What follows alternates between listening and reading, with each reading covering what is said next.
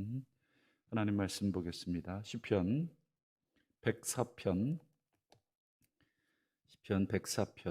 10절에서 18절까지만 보겠습니다.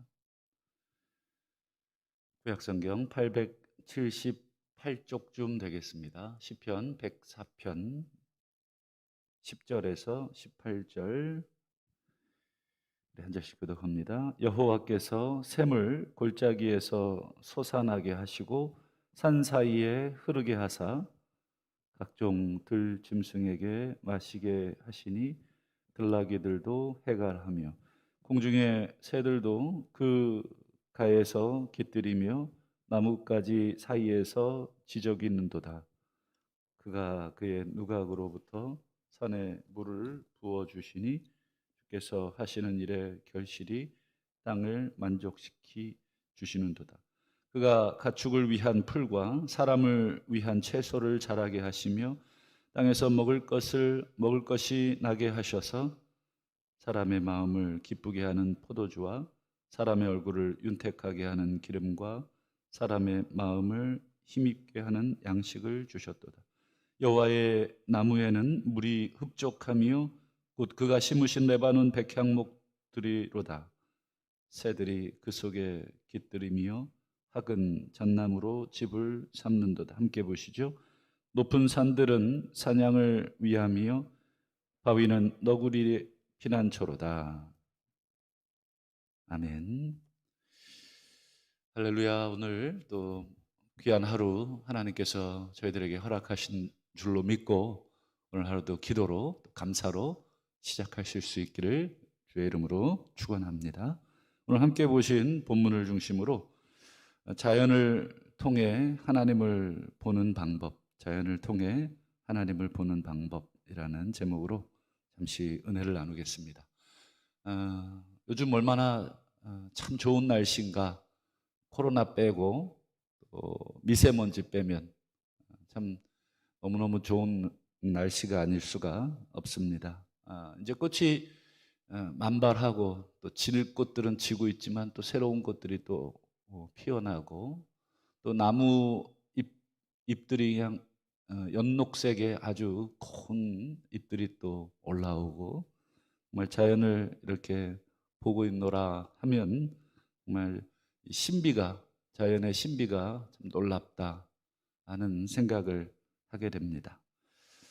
오늘 이 시인도 저희들과 같은 심정으로 하나님께서 만드신 세상을 지금 바라보면서 감탄을 하고 있습니다. 어제 우리 살피신 1절에서 9절까지 시인은 하늘의 빛, 물, 구름, 바람, 바다 이런 것들을 쭉 보면서 모든 것이 질서정연하게 운행되고 있는 모습을 보면서 이것이 우연이 아니라 주어를 하나님이라고 표현하고 있었습니다.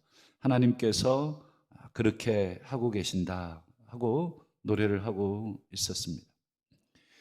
만약에 하나님께서 창조하신 이 자연 세계를 보면서도 전혀 감동이 없다면 또는 감동하지 않는다면 하나님께서 만드신 이 세상이 시시하거나 아니면 반대로 이 세상을 만드신 하나님이 시시하거나 또 아니면 그것을 바라보는 우리의 마음이 고장이 났거나 셋 중에 하나일 것입니다.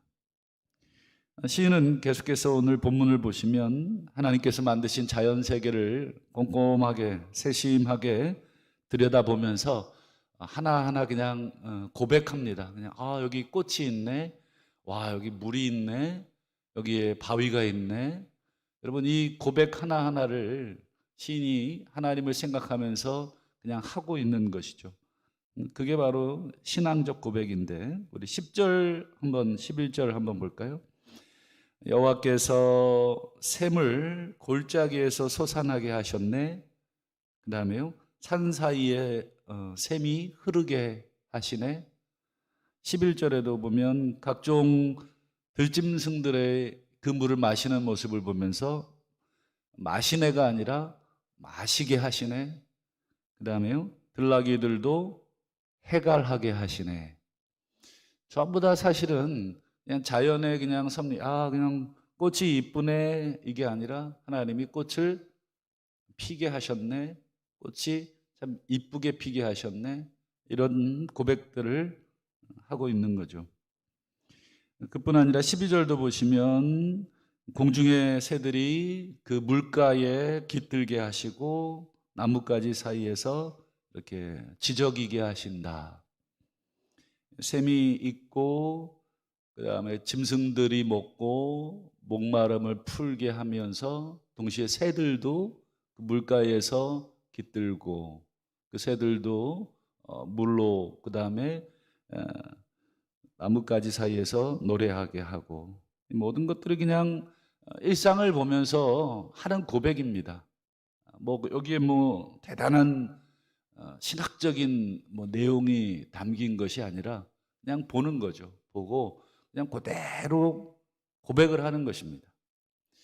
이것의 일상 삶 속에서의 위대한 신앙이 아닐 수가 없습니다.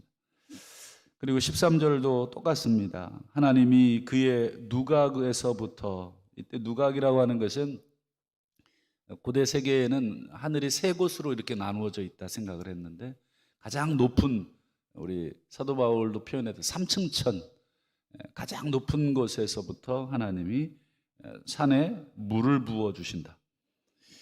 아마 우리 폭포를 보면 그런 마음 가끔 들지 않습니까? 산 꼭대기에서부터 막 물이 막 쏟아지는, 저 물이 어떻게 쏟아질까?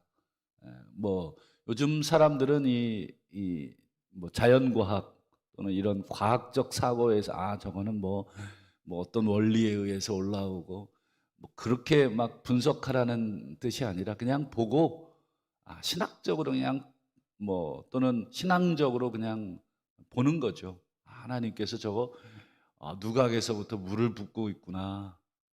그게 말도 안 되는 비과학적인 언어야 이렇게 판단할 필요가 없습니다. 그냥 하나님이 하시는구나라고 하는 것을 표현하고 있는 거죠. 그 다음 보시면 주께서 하시는 일의 결실, 주께서 하시는 일의 결실, 이 결실이라는 말이 뭐냐면 과일, 뭐 곡식 이런 그 농산물을 말하는 것입니다. 주께서 하시는 일의 결실이 어떻습니까? 13절, 땅을 만족시켜 주신다. 지금 땅에서 하나님께서 지금 온갖 과일들, 온갖 곡식들을 이렇게 생산하게 하신다. 이것을 만족시켜 주신다. 이렇게 표현을 하고 있네요.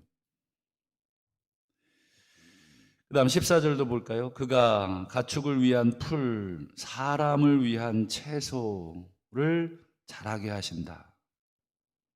풀 하나, 채소 하나, 전부 다 하나님이 양식으로 우리 생명체들에게 주어서 먹게 하시려고 이렇게 자라게 하시는구나. 땅에서 먹을 것이 나게 하셔서 15절, 사람의 마음을 기쁘게 하는 포도주, 사람의 얼굴을 윤택케 하는 기름, 사람의 마음을 힘입게 하는 양식, 전부 다 포도주, 그 다음에 뭐 기름, 양식, 이게 전부 다 우리 인간의 마음과 인간의 육신인 얼굴, 이런 것들을 기쁘게 하고 기름지게 하고 또 힘있게 하고, 이런 것들이 다 하나님이 우리에게 먹을 것을 주신 결과다. 16절, 17절, 18절에도 계속 시인은 노래합니다. 여호와의 나무에는 물이 흡족하다. 그가 심으신 레바논 백향목들. 17절에 새들이 그 속에 깃들어 있다. 학은 잣나무로 집을 짓게 하신다. 18절, 높은 산들은 사냥을 위함이고 바위는 너구리들을 위한 집이다. 돌 하나, 풀 하나, 그 다음에 물, 샘, 뭐 하나 그냥 놓치는 거 없이 전부 다 하나님께서 먹이시는 거고 입히시는 거고 집을 주시는 거다. 신앙이 깊어질수록 여러분 어떻습니까? 모든 것이 다 하나님이 하신 것으로 보여지죠. 우리 돌멩이, 또 풀, 자연을 신앙이 깊어질수록 많이 보게 되는 것 같습니다. 그 물에, 돌에, 나무에, 또 짐승들의 그 가운데 하나님이 보이십니까? 그리고 그 안에 하나님이 창조해 놓으신 우주가 보이십니까? 그 안에 우주가 있다 그러면 지나가는 사람들이 웃겠죠. 그것은 신앙의 눈으로 봐야 웃는 것, 그렇게 보이는 것입니다. 그리고 가장 신비한 것은 무엇이냐면 우리 몸입니다. 우리 몸의 혈관이 여러분 길이가 어느 정도 되는지 아십니까? 지구를 7바퀴 반을 감을 정도의 혈관이 우리 몸을 두르고 있답니다. 근데 그 어디 하나 막히면 어떻게 돼요? 터지는 겁니다. 하루에 이 온몸에 이 피가 지구 7바퀴 반을 계속 그 돌아야 될 길이의 그 혈관을 흐르게 하시는 거죠. 이게 어찌 신비가 아니겠습니까? 또 의사분들이 그러잖아요. 우리 몸의 모든 이 조직들 정말 신비롭기 그지없다.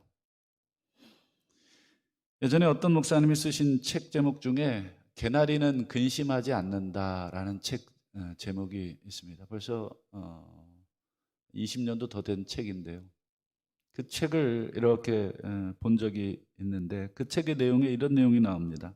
살아있는 삶의 특징은 뭐냐? 어떤 사람이 살아있냐? 그냥 숨 쉬고 있고 그다음에 이렇게 밥 먹고 또 이렇게 기동하고 살고 있는 사람이 살아있는 사람이 아니다. 살아있으나 죽은 사람이 있다. 살아있는 사람의 특징은 무감각함이 아니라 깨어 있음에 있다. 이런 글귀가 그 책에 있습니다. 살아있는 사람은 뭘 하나를 보더라도 그냥 무감각하지 않는다. 깨어 있고 그 안에서 하나님을 바라본다. 그러면서 이제 그 책 저자 목사님이 아내하고 이제 등산을 가다가 그런 말을 했대요. 와, 개나리가 정말 노랗네. 그냥 얘기한 거죠. 근데 그 사모님이 그러더래요. 그럼 개나리가 노랗지. 그럼 빨개? 이런 얘기를 그러면서 하는 말이 자기가 이제 깨달은 것이 어떻게 개나리가 이렇게 노랄 수 있을까? 그러면서 개나리는 아무 근심 걱정이 없기 때문에 매년 하나님께서 자기에게 이렇게 심겨주신 그 개나리만의 고유한 색깔, 그 노란색을 피운다는 거예요. 저도 이제 매년 개나리를 볼 때마다 그렇지, 개나리는 하나님을 신뢰하고 있기에 자기에게 주어진 그 색깔을 내고 있다. 만약에 개나리가 진달래를 바라보면서 나도 빨간색, 저 선분홍색을 내고 싶어.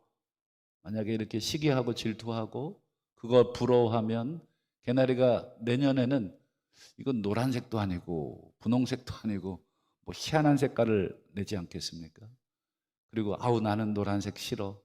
노란색 안 낼 거야. 또 이렇게 하지 않겠습니까? 여러분 우리가 매일 눈을 들어서 하나님이 창조하신 우리 세상, 세상까지는 아니더라도 우리 자신을 바라보시면 좋겠습니다. 마태복음 6장 26절에 예수님께서 우리들에게 이런 말씀을 하시죠. 공중의 새를 봐라. 공중의 새를 봐라.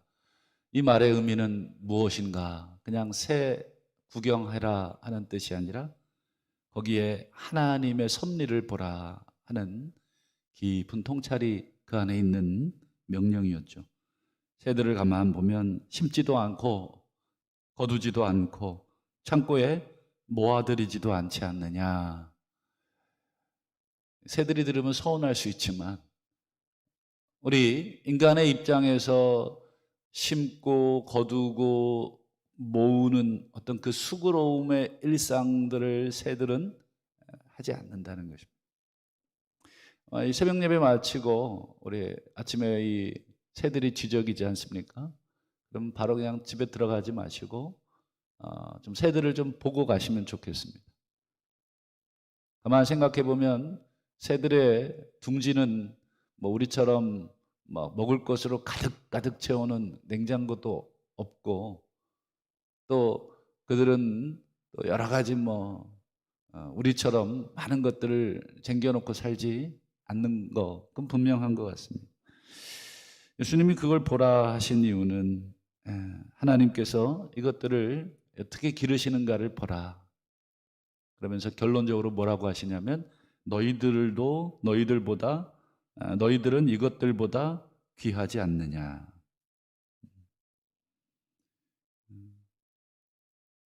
하나님이 우리를 얼마나 귀하게 만드셨는가를 자연계를 통해서 우리가 볼 수 있다면, 우리의 근심 걱정의 대부분은 뭐 그렇게 큰 걱정은 아닐 겁니다. 여러분, 우리가 뭐 굶어 죽겠습니까? 우리가 헐벗어 뭐 얼어 죽겠습니까? 그렇지 않습니다.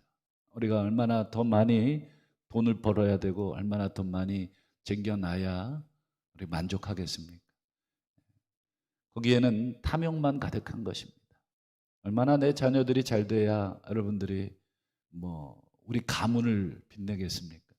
여러분, 인간사 앞에 우리 가문이 그렇게 잘 되고 우리 자식들이 그렇게 잘 되는 것이, 그것이 인생의 목적이 돼서는 안 되겠죠. 오직 하나님이 우리 인생의 주어가 되고 우리 인생의 중심이 돼야 되겠습니다.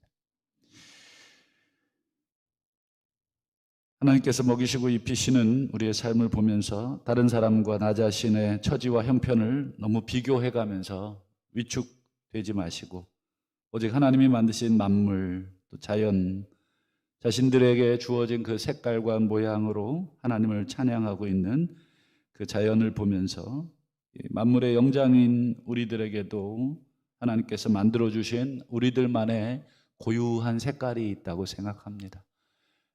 자꾸 비교해서 열등감 갖지 마시고, 비교해서 스트레스 받지 마시고, 여러분들의 있는 모습을 그대로, 여러분 만드신 하나님을 그 모양 그대로 찬양하시는 것, 그게 가장 나다운 것이고 그게 가장 시조물다운 것입니다. 호랑이는 호랑이다워야 하고, 사자는 사자다워야 하고, 또 말은 말다워야 하는 것입니다. 그리고 인간은 또 인간다워야 하는 줄로 믿습니다.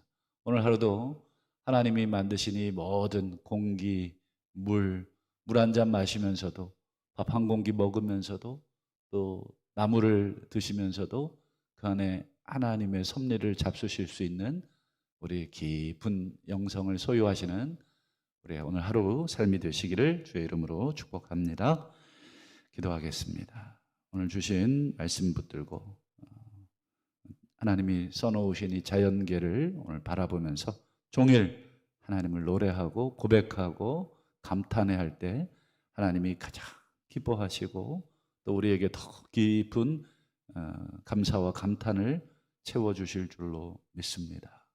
기도하시기를 바라고, 또 가정을 위해서, 또 교회를 위해서 기도하시기를 바라고, 우리의 삶이 그저 하루 먹고 하루 사는 인생 되지 말게 하시고, 하나님 주신 사명 따라 살다가 하나님 앞에 서게 해달라고, 우리가 뭘 감당해야 될지를 항상 물어보시기를 바라고, 어떻게 살아야 할지를 항상 물어볼 수 있는 기도를 오늘 하루도 드리시기를 바랍니다. 또 가지고 올라오신 개인의 기도의 제목으로 하나님이 기뻐하시는 기도하시다가 돌아갈 수 있기를 바랍니다. 우리 주여 한번 부르짖고 기도하겠습니다. 주여, 아버지 감사하고 감사합니다.